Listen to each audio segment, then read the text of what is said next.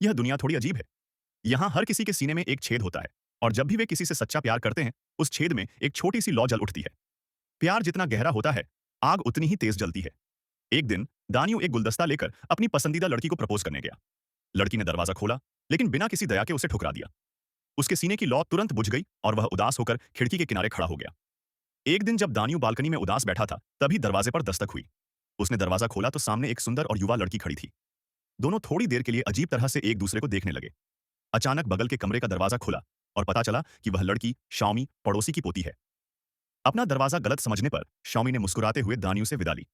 इसी मुस्कान ने दानियो के सीने की बुझी हुई आग को फिर से जला दिया।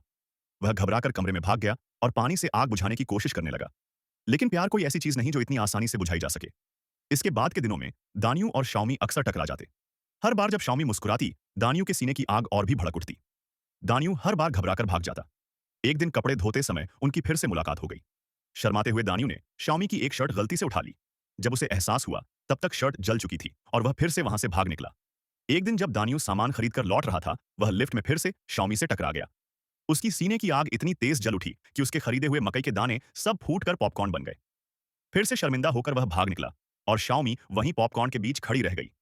थोड़ी देर बाद दानियो ताजगी लेने के लिए छत पर गया, जहां उसने देखा कि शाओमी धूप सेंक रही थी। उसकी सफेद त्वचा को देखकर दानियो का दिल इतनी तेजी से धड़कने लगा कि वह खुद ही फट पड़ा और पूरी छत उड़ गई। रात को दानियो बालकनी में खड़ा था। नीचे झांककर उसने देखा कि शाओमी अपनी दादी से विदा ले रही थी। वह यह जगह छोड़कर जा रही थी। दानियो का दिल उलझन में था। वह हाथ बार करना चाहता था, लेकिन अस्वीकार किए जाने के डर से डरता था। फिर उसने सब कुछ दांव पर लगाने का फैसला किया।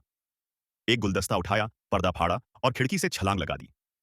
जैसे ही वह नीचे गिर रहा था, उसके दिमाग में शाओमी की छवि उभरी और उसके सीने की आग एक बड़ी लपट में बदल गई, जिसने पर्दे को एक गर्म हवा के गुब्बारे की तरह ऊपर उठा दिया। दानियो ने सही मौके पर छलांग लगाई और सीधे शाओमी के टैक्सी पर जा गिरा। उसने साहस जुटाकर उसे अपना प्यार का इजहार किया। उसने फूल निकाले, लेकिन उसमें बस 2 पत्तियां बची थीं। फिर भी शाओमी का दिल पिघल गया। उसकी भी सीने में आग जल उठी। उसने खुशी से फूल स्वीकार कर ली और दोनों ने एक दूसरे को गले लगा लिया और फिर हमेशा के लिए एक साथ हो गए।